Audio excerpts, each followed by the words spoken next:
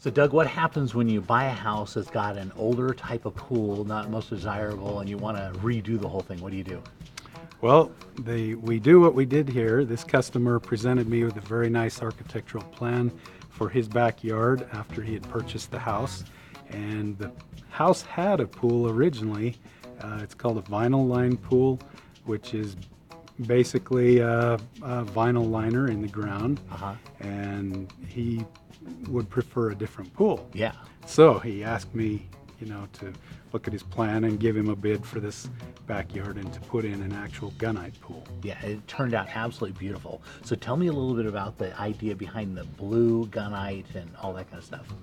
Okay, so what he wanted was a pool that would contrast the concrete decking of the gray decking. And so we put in a blue plaster, which is very nice. It's a higher end finish, and it makes the water look nice and blue, and gave him the contrast he wanted on his deck and between the deck and the pool. And I think it looks really well.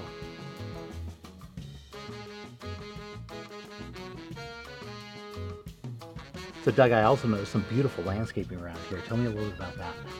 Okay, when the initial plan got presented to me, there was a full architectural plan of the backyard, and the homeowner asked that he would only be dealing with one person.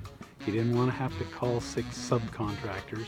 So since we take care of all of that, we do handle all of these steps and get them lined up, we set it up to run completely through Precision Pools. And so this wall we put in is actually, it's called a board formed wall.